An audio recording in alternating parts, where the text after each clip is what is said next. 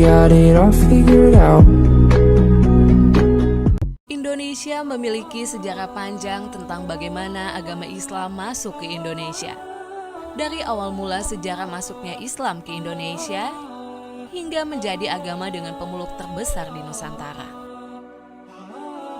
Banyak teori yang kebanyakan menggambarkan Islam masuk pada masa awal-awal Hijriyah atau sekitar tahun 700 Masehi.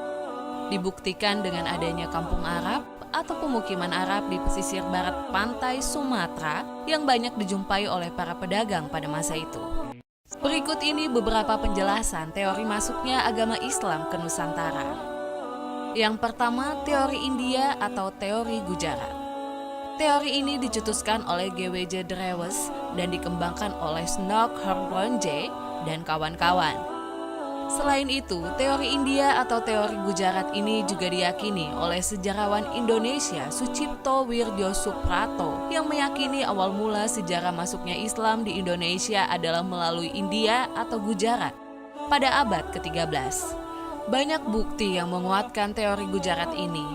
Salah satunya adalah makam Malik As-Saleh yang merupakan salah satu pendiri kerajaan Samudra Pasai. Corak dari batu nisan Malik As-Saleh sangat mirip dengan batu nisan yang ada di Gujarat. Yang kedua, teori Arab atau Mekah. Teori ini merupakan teori Islam yang menyebutkan bahwa Islam masuk ke Indonesia langsung dari Arab atau Mekah pada masa kekhalifahan. Teori ini didukung oleh J.C. Van Leeuwen hingga Buya Hamka atau Abdul Malik Karim Amrullah.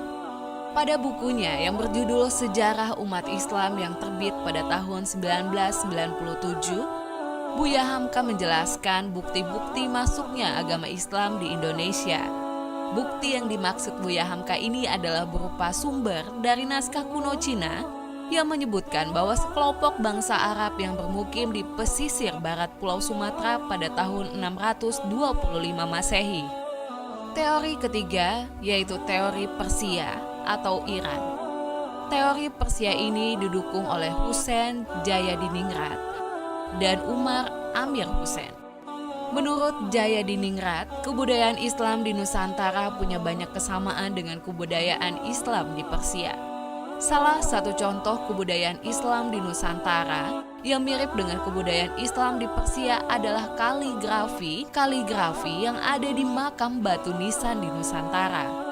Juga beberapa ritual keagamaan seperti tabot di daerah Bengkulu dan tabuik di daerah Sumatera Barat yang hampir mirip dengan ritual keagamaan di Persia yang diadakan setiap tanggal 10 bulan Muharram. Yang keempat yaitu teori Cina. Teori ini yang menyebutkan bahwa asal mula sejarah masuknya agama Islam ke Indonesia berasal dari Cina. Agama Islam sendiri berkembang di Cina pada masa dinasti Tang, 618 sampai 905 Masehi. Islam masuk ke Cina sendiri dibawa oleh panglima muslim yang bernama Sa'ad bin Waqqas yang berasal dari Madinah pada masa kekhalifahan Utsman bin Affan. Dalam buku Islam di Cina dituliskan oleh Jane Aberli tahun 2004 menyebutkan bahwa relasi antara orang-orang Islam dari Arab dengan orang-orang di Cina terjadi pada tahun 713 Masehi. Masuknya Islam ke Nusantara juga diyakini bersamaan dengan banyaknya migrasi orang-orang Cina Muslim ke Asia Tenggara, terutama wilayah Nusantara, yang kebanyakan memasuki wilayah Sumatera bagian selatan pada tahun 879 Masehi atau abad ke-9 Masehi. Banyak catatan-catatan yang menyebutkan bagaimana awal mula Islam masuk ke Indonesia, kemudian siapa yang membawanya, bagaimana pengaruhnya terhadap masyarakat di Nusantara, dan lainnya. Bahkan, catatan Islam masuk ke Indonesia terdiri dari berbagai teori yang masing-masing teori juga menyimpulkan bukti serta pendapatnya. Pulau Sumatera menjadi daerah yang pertama mendapat penyebaran agama Islam dikarenakan posisi Pulau Sumatera yang dekat dengan Selat Malaka yang pada masa itu merupakan pusat bisnis atau pusat perdagangan. Di Selat Malaka ini banyak terdapat pedagang dari seluruh penjuru negeri dan salah satunya adalah pedagang yang berasal dari Timur Tengah seperti Arab dan Persia. Perdagangan dari Timur Tengah tidak hanya berdagang namun juga sambil menyebarkan agama Islam di Nusantara. Hasil bumi dari Nusantara banyak menarik minat para pedagang. Pala dan cengkeh yang berasal dari Maluku dipasarkan di Jawa dan Sumatera untuk kemudian dijual kepada pedagang asing.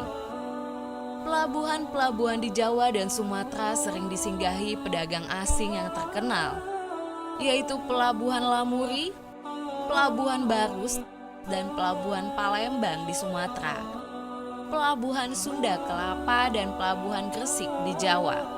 Berdasarkan dari berbagai cerita perjalanan pedagang dari Cina, dapat diperkirakan sejak abad ke-7 telah ada koloni-koloni Arab di barat laut Sumatera, yaitu di Barus. Diperkirakan para pedagang Arab ini hanya berdiam untuk menunggu musim yang baik untuk berlayar. Baru pada abad-abad berikutnya penduduk pribumi mulai masuk Islam yang bermula dari pribumi yang ada di koloni-koloni pedagang Muslim Arab pada masa itu. Menjelang abad ke-13 Masehi, mulai muncul kerajaan-kerajaan yang bercorak Islam di Sumatera, yaitu Kerajaan Perlak, Samudra Pasai, dan Palembang. Pada abad berikutnya muncul juga kerajaan-kerajaan bercorak Islam di pulau-pulau lainnya di Nusantara. Ada 3 fase Islamisasi di Nusantara. Antara lain yang pertama, singgahnya para pedagang Islam di pelabuhan-pelabuhan di Nusantara. Yang kedua, munculnya komunitas-komunitas Islam di beberapa daerah di Kepulauan Nusantara. Yang ketiga, berdirinya kerajaan-kerajaan Islam. Jalur Islamisasi Nusantara, yaitu jalur perdagangan. Awal Islam masuk ke Nusantara melalui perdagangan. Para pedagang Muslim dari Arab Persia dan India banyak yang bermukim di wilayah pesisir. Kekayaan yang mereka miliki sebagian digunakan untuk membangun masjid dan mendatangkan para mullah, dan akhirnya terbentuklah komunitas-komunitas Muslim di daerah pesisir. Jalur perkawinan. Dari segi ekonomi, para saudagar Muslim memiliki status sosial lebih baik dari kebanyakan pribumi, sehingga penduduk pribumi, terutama putri-putri bangsawan, tertarik untuk menjadi istri saudagar-saudagar itu. Sebelum menikah, mereka diislamkan terlebih dahulu. Dan setelah mereka memiliki keturunan, secara tidak langsung lingkungan mereka menjadi luas, akhirnya timbullah kampung dan daerah Muslim. Perkembangan Islam semakin cepat dengan adanya perkawinan antara Muslim dengan anak bangsawan, anak raja, atau anak adipati. Jalur pendidikan. Semakin meluasnya komunitas Islam, muncullah pesantren-pesantren yang diselenggarakan oleh para ulama. Dari sini kemudian muncul para ulama-ulama yang kemudian berdakwah di tempat-tempat lain untuk mengajarkan Islam. Jalur kesenian. Kesenian juga menjadi saluran dalam penyebaran ajaran Islam. Kesenian yang paling terkenal adalah wayang, yang menjadi alat bagi Sunan Kalijogo untuk menyebarkan Islam. Selain itu ada berkembang pula sastra, hikayat, babat, dan lainnya, serta perkembangan seni bangunan dan seni ukir. Jalur politik. Di Maluku dan Sulawesi kebanyakan rakyat masuk Islam setelah rajanya memeluk Islam terlebih dahulu. Pengaruh politik raja sangat mempengaruhi tersebarnya Islam di daerah ini.